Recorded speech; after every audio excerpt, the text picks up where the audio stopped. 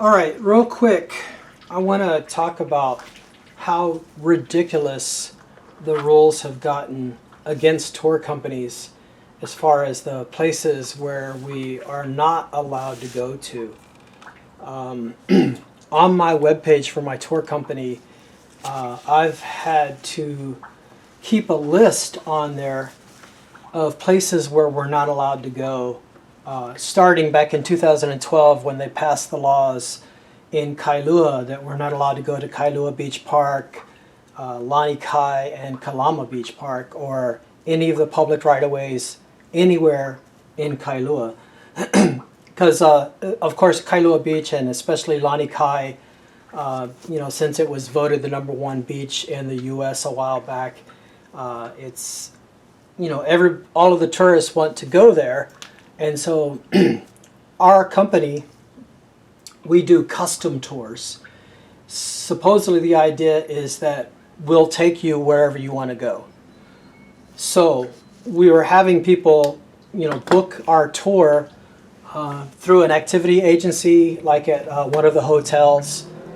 And then whenever they get into the van with us and give us their list of places that they want to go, and if Lani Kai or Kailua Beach were on their list, and we would have to tell them, oh, we can't take you there. It's against the law. The people would get upset and in some cases demand that we take them back to the hotel so that they can get their money back. So since then, I've been keeping this list on my webpage so that it's there for the people to know we can't take you to these places. And the list has grown bigger since then. It's now 3 pages. So it started out with Bill 11 in 2012 that made all of the beaches in Kailua off limits. And then a couple of years later, Bill 8, 2015 was passed in January of 2017, which made all of the beaches in Waimanalo off limits to tour companies from Makapu'u all the way through Bellows. And so since those are right next to each other, so Makapu'u to Bellows, and then Kailua, Lani Kai, all the way to Castle Point. So that made 10 miles of coastline off limits to all tour companies. I mean, we're not even allowed to stop. And then a couple of years later, they tried to pass Bill 2, 2018, which would have banned all commercial activities from 8 miles of the North Shore, from Sunset Beach all the way to Waialua. So luckily that bill did not pass. It died. It went past its 2-year lifetime and wasn't passed. But and then recently some of the stops, they have increased the what we would have to pay as a tour company to stop there.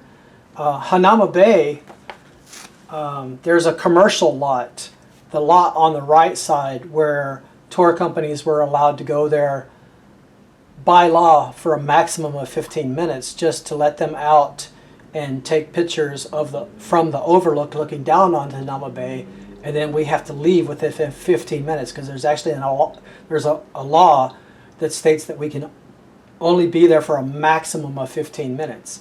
Well, just recently they just started a new law that we now have to pay to go there. Although Hanauma Bay has not been open yet for commercial vehicles to go in because of COVID, but once it does open, then we will have to pay, depending on the vehicle capacity, $10 for vehicles with a capacity of 1 to 7 people, $20 for vehicles of a capacity of 8 to 25 people, and $40 for vehicles with a capacity of 26 or more. So a lot of these small tour companies that use like 7-passenger vans, like a Dodge Caravan, or a 12 or 15-passenger van like a Ford Transit or a Chevy Express, they would have to pay $10 or $20 just for a 15-minute stop at Hanauma Bay. There's never been there's never been a charge there before, so now in order to go in there you're going to have to pay. I don't know if they're going to have a booth set up where they're going to have to accept payment as these cars drive in, and as it is, there was usually a long line of vehicles to get in there where there was like a person who managed, there's like about a dozen parking spaces, and then as one tour van or tour bus would come out of a space, he would then call you forward that you could now go and park in there. And so now they're going to have to deal with taking payments. Either that or you have to buy a permit that you prepay, or they invoice you at the end of the month or something like that. Also, Diamond Head, they just increased for the parking there for a tour van to be able to go in and park to let their people do the hike and then wait for them. It's now a 1 to 7 passenger vehicle, $25. An 8 to 25 passenger vehicle, $50. 26 plus vehicle, $90. So for a small tour company with a 7-passenger van or a 15-passenger van, they're going to have to pay either $25 or $50 to be able to drive into Diamond Head, let their people out to go hike, and wait on them to come back. The Poly Lookout also, where is that at? Poly Lookout just raised their fees. For a 1 to 7 passenger van is $15, 8 to 25 is $30, and 26 plus is $50. So again, a small tour company, just to stop at the Poly Lookout, which is usually like a 15-minute stop, they're going to have to pay either $15 or $30. So the list of places that we're banned from going to, we're not allowed to go to any state parks. And in order to go to a city and county beach park, you have to get a permit. Now, in the past, I have gotten this permit, and there has been no charge for the permit. You just have to go down, give them your vehicle information and your proof of commercial insurance with a minimum, I think, of $1 million coverage. And then they give you the permit, and then that allows you to stop at any of the city and county beach parks, with the exception of the ones that are in the homesteads, like in Waimanalo and Nanakuli. So last year, they changed the rules, and they held a public hearing, and a lot of the tour companies went to this public hearing, and we spoke. I was actually the first person to speak, and when I spoke, a lot of the things that I said was actually in question form, thinking that we were going to get answers back. But at this public forum, the person who was holding the meeting didn't speak to us at all. All he did was say next, and the next person would step up to the microphone and say what they wanted to say, their concerns, but we got no feedback whatsoever. And this is the printout of the proposed rules, and then these rules were passed in September with absolutely no changes to them. So they didn't take into consideration anything that we said at that public hearing. And this map is actually from that. So this is the districts that they've divided the island up into as far as who gets what permits.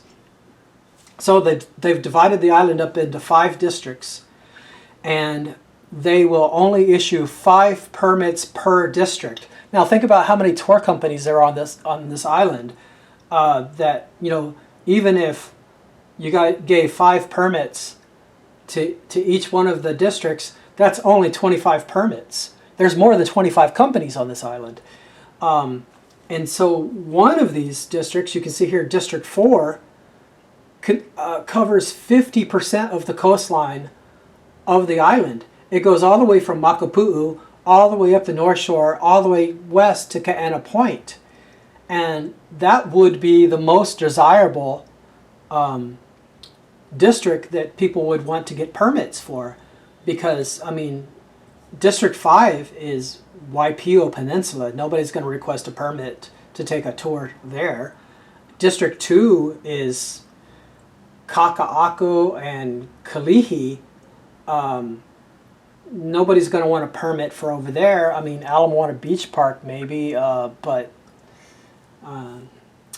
then District 1 is Waikiki to Aina Haina to Hawaii Kai.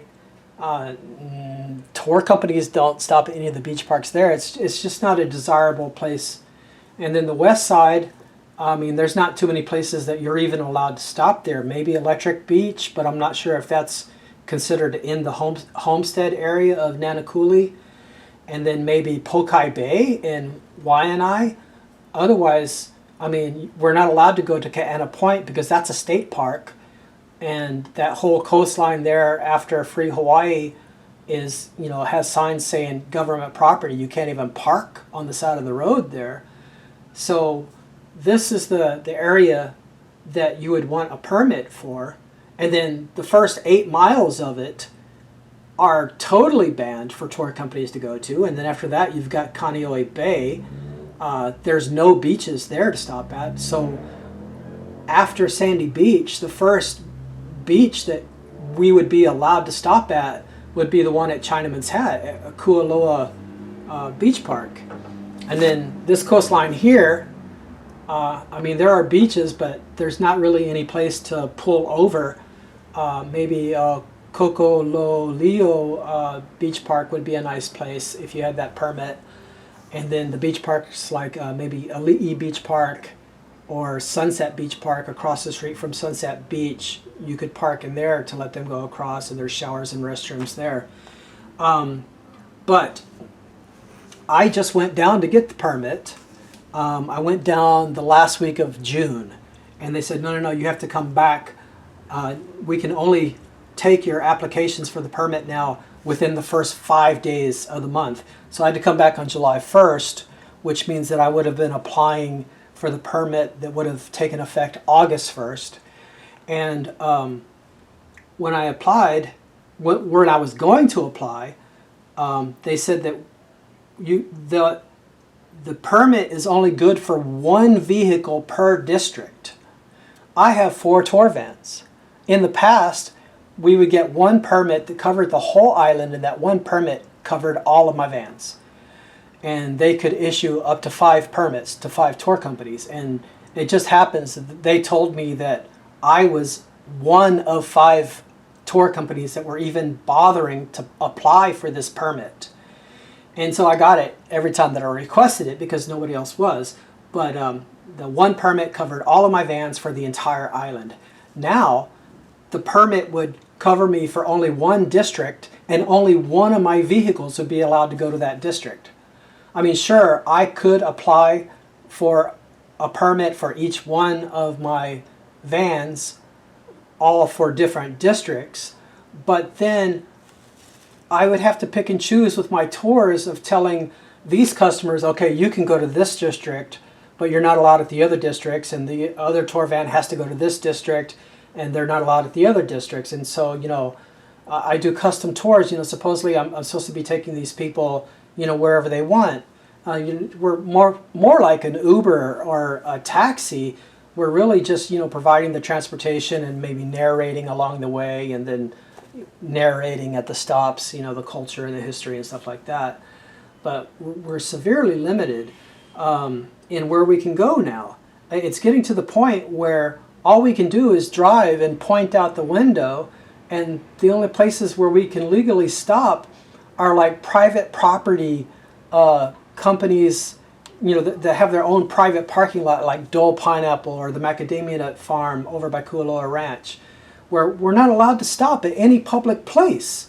And it's really ironic that Hawaii is famously known for the fact that all of the beaches are open to the public. Unlike, California, before the Surfrider Foundation started, when people were limiting, like surfers weren't allowed to go to certain beaches that were behind private resorts or private property.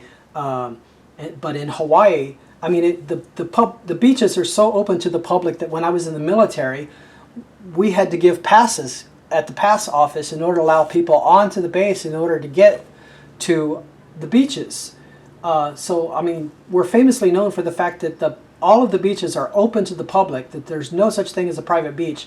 But yet, as a tour company, we're not allowed to take our tourists to these beaches. And then another issue is Waimanalo Bay Beach Park. I guess that after they banned all the tour companies from all of the beaches in Kailua and then all of the beaches in Waimanalo, somebody came back behind and said, hey, why don't we give them one beach on the East Coast to go to, and that's Waimanalo Bay State Recreational Area, which everybody knows as Sherwoods. So that was Bill 93, 2017, which was passed in January of 2018. So that was 3 years ago that this bill was passed. But for the past 3 years, whenever I go down there to ask for the permit, they say, okay, so the law is in place. So the law says that you can't go to this beach unless you have a permit. However, we can't issue a permit right now because the city council has not written the rules governing how to issue the permit. So when they passed these new rules, the rules and regulations governing recreational stops and commercial tour companies in city parks. So once they passed these rules in September of 2020, now they can issue that permit. And so when I went down there on July 1st to apply for that permit, because Waimanalo Bay Beach Park is within District 4, if I applied for that permit, I then could not apply for the permit for the rest of the beaches within District 4. And on top of that, the permit for Waimanalo Bay Beach Park, you actually have to pay for. It's the only beach park where there's a fee to get the permit in order to go to. And the fee is $165 per van per month, limited up to 5 vans, no bigger than 15 passengers. So it's kind of ridiculous that this permit, I would be paying $165 per van to go there, and then that disqualifies me from going to any of the other beaches in the entire district because that beach is within that district. And so, yeah, it's just getting ridiculous. It's to the point where we can't stop at any public park or beach, state parks, botanical gardens. We're not allowed to go to the botanical garden that is in Kaneohe. There's 4 botanical gardens that are managed by the city and county. A Cocoa Crater is one. We're not allowed to go there. The one in Kaneohe, Ho'omelehua, we're not allowed to go there. The other 2 that we would be allowed to go to would be the one in Wahiwa and Foster's Garden. But so I made this map to kind of illustrate. So I hope this is fitting in the picture. But so it's color coded. The red pins are places where we're not allowed to go to. So this entire coastline over here, Kailua and Waimanalo, Cocoa Crater, Ho'omelehua, Botanical Gardens, Kahana, that's a state park. We're not allowed to go there. We're not allowed to go to Laie Point anymore. We're not allowed to go to Malae Kahana because that's a state park. And of course, Kaena Point on both sides, those are state parks. We're not allowed to go there. Lahi Point, we're not allowed to go there. Even Tantalus Lookout, the upper lookout where there's the railing that you can walk out, that's a state park, so we're not allowed to go there. The yellow pins are places where either us or the customers would have to pay, or it's a place just for the customers to spend money. So Diamond Head we have to pay, Poly Lookout we have to pay, Hanauma Bay we now have to pay. This is the temple, Byoruin Temple. There's an entry fee for there. The Mac Farm, that's just a place for them to spend money. Same thing with Dole Pineapple. And then the white pins are hiking trails. So out of the 34 hiking trails that are managed by Na Alahele Trail and Access Program, out of the 34 hiking trails that they maintain, we're only allowed to go to 7 if we get the permit from DLNR and we go online and pay for it. We're allowed to go on 7 trails. So that's the white pins. So this is Kuli'o'o. This is the falls. What do you call it? Sorry, brain farting. But and then Manoa Falls, and one of the ones in Makiki, Kalawihine to Pa'ao Flats, and then out at Dillingham Airfield, the Kealia Trail, and then so those are the only hiking trails that we're allowed to go on. And so the green are places where we can go, and you can see, hopefully if this fits in the picture, that the majority of the green is the beaches on the North Shore, which is the exact same area that they tried to ban us from 2 years ago with Bill 2, 2018. So if we lost that, we would have lost practically everything. And so there's this mindset right now that, you know, people have this animosity towards tour companies, and you know, it really should be the other way around. You know, we're a better option than these people getting rental cars and then flooding the highways with rental cars, and then going to the beaches and taking up multiple parking spaces instead of, you know, like one where, you know, like a 15-passenger van taking up one parking spot. If those same people were to get a rental car, that would be at least 3 parking spots. And the thing with tour companies is they normally have an itinerary or an agenda that they're trying to, you know, show as many places as possible within like an 8-hour day. And so when they do stop at a beach park, they're usually not there for very long before they want to pack up and move on to the next place. Where if a tourist was to go there in a rental car, man, they're going to pack a lunch, lay out a towel, and stay for a couple of hours. So, you know, everybody's looking at this wrong. So, you know, we're relieving traffic. We're, you know, taking up less parking spaces. And then also, you know, we're there to guide the tourists to make sure that they don't do things like make sure they pick up their trash, make sure that they're not messing with sensitive cultural sites like heiaus, like climbing on top of the rocks and things like that. And then keeping the customers safe as well. After these incidents that just happened on Maui, where those people got washed down the river in the flash floods and died, I came to the realization that it should almost be mandatory that if a tourist ventures outside of Waikiki, it should almost be mandatory that they have a guide with them to make sure that they don't go to places that they're not supposed to do, don't do things that they're not supposed to do, and that they stay safe. So this whole mindset is backwards. You know, I've had a lot of discussions on Facebook where, you know, people are saying that they want to do away with tourism totally. People, you know, after COVID are saying that we hope that tourism never comes back. And even some of the politicians are saying that we need to diversify our economy away from tourism so that we're not so reliant on tourism.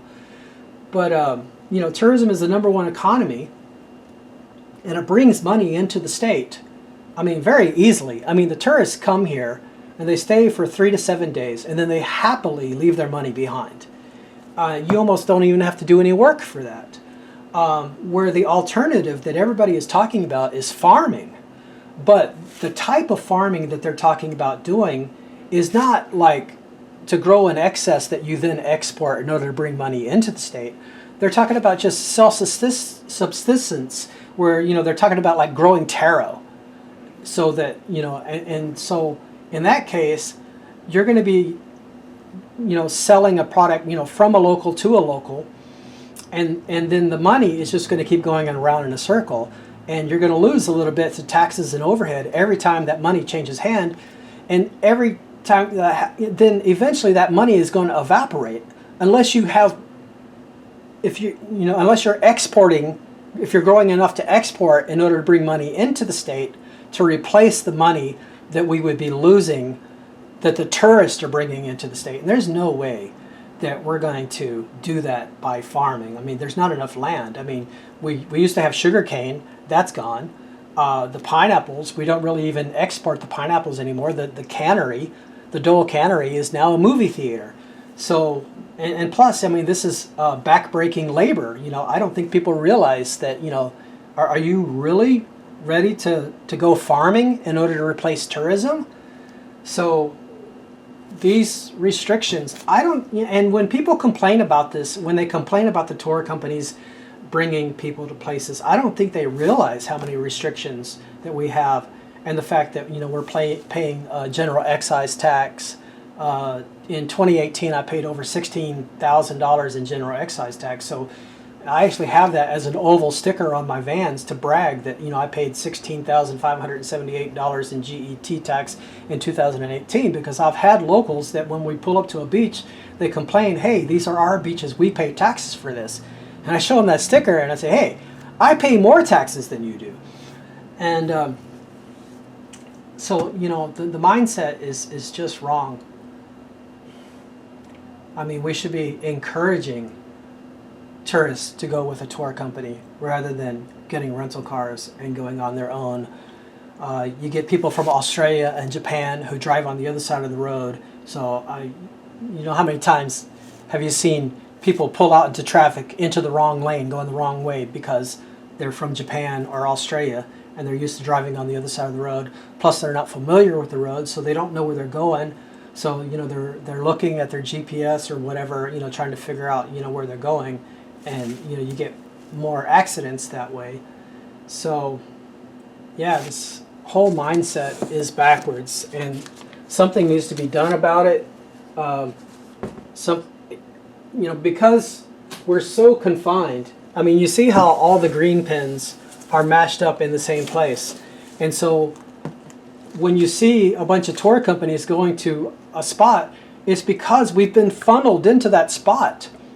Because we've been so restricted on where we can't go that the few places that we do go to seem crowded with tour companies, because that's the only place we can go. So if we weren't so restricted, maybe the tour companies would be more spread out and you wouldn't notice that you know, jam up of places of tour companies all at a certain place, because we would be more spread out. You know, if we were allowed on more hiking trails, if we were allowed to stop at more beaches or state parks. Right now we're not allowed to go to any state parks. So, you know, if we were more spread out, maybe, you know, it wouldn't seem as congested. So we keep passing more and more rules against the tour companies when it should really be the other way around. So one more thing that I forgot to mention in the video is about how, since these rules are so restrictive on where tour companies are allowed to go, legal tour companies, that it's driving people underground where there's a lot of illegal tour companies doing tours in unmarked vans with no PUC permit. The PUC permit ensures that you have the proper commercial insurance and that you're paying your taxes. And so you've got these illegal tour companies with no PUC permit, not paying taxes, possibly don't have commercial insurance, so if something happens, the guests aren't going to be covered. Doing these tours in these unmarked vehicles so that they can go to these places that tour companies aren't allowed to go to. So in case you don't know, on the tour vehicles, on the lower, usually behind the back wheel in that lower quadrant of the rear panel there, there's a number that says PUC and then a number, and then they're supposed to have their 3 initials of the company name, or at least the 3 initials of the identifying the company, and then their PUC permit number. So if you see somebody giving a tour and they don't have that marking on the van, that's probably an illegal tour. And I see it a lot, and nobody does anything about it. There is nobody that I've seen in my over 8 years of giving tours from the Public Utilities Commission out checking to see if people are giving illegal tours. And ironically, the only thing that I do see is the DOT giving inspections on tour companies, where they inspect the vehicles to make sure that they have all the fire extinguisher, safety triangles, road triangles, the safety inspection and registration and everything is good, that the driver has their medical card. But they're doing these inspections on the tour vehicles that are obviously legitimate tour companies, while all of these unmarked tour vehicles are just skating by. Nobody is catching them. Nobody's even looking for them. So there's no enforcement whatsoever of this. So there's a lot of illegal tour companies out there in like plain white vans with no markings on them, but you can tell that it's a tour because you have a driver who's driving and he's like pointing at things, and they're stopping at all of the tourist locations, and you can tell that the driver is obviously not part of the family of the group. So it's pretty easy to identify, and over the years I've even seen the exact same vans day after day after day for years giving tours, and nobody does anything about it. Nobody is even checking. But yet the DOT sits in the parking lot at Dole Pineapple or the Mac Farm and just waits for the tour companies with the markings on them to pull into the parking lot, and then they do an inspection on them. One of my tour vans got inspected today. He said that the guy who got inspected before him, that when he pulled into the parking lot, the DOT was inspecting that guy, and my driver went with his guest and came back like 30 minutes later and said that DOT inspector was still inspecting that same van 30 to 40 minutes later. And then they started inspecting him, and this inspection went so in depth that he said they had a power jack, that they jacked up the van, crawled underneath the van, checking for leaks, checking the brakes, turning the wheels, making sure that everything was not loose or anything. I mean, my vans, the van that he was inspecting is only 3 years old. It's a new van, only 3 years old. So of course they didn't find anything wrong with the van, but it's just having to go through that process of being inspected for 30 to 40 minutes when you're a legitimate tour company, and there are no and there's illegitimate tour companies out there giving tours in unmarked vans that none of this is happening to them. And then ironically, as soon as I finished that video and I logged into Facebook, this article came up. Somebody just shared this article to me. To alleviate congestion on Hana Highway, HTA asks visitors to travel with tour companies. So just like I was saying, we help alleviate traffic and make sure that people don't go where they're not supposed to go to. One of the things that I read out here is that they're putting up parking signs. Aside from this suggestion, HTA said 70 no parking signs have been installed on the highway, warning drivers about the $35 no parking fine and a $200 surcharge for illegally stopping. I mean, so because of 70 no parking signs along the Hana Highway, come on. More signs along such a beautiful, drive. Oh man, if people were going with a legitimate tour company that was following the rules, you wouldn't need this. In June, the county reported that police have issued nearly 390 parking citations and over 80 warnings to visitors between Haiku and Hanatown.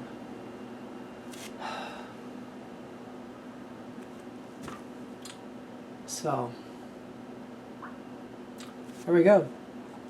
Proof when proof be needed.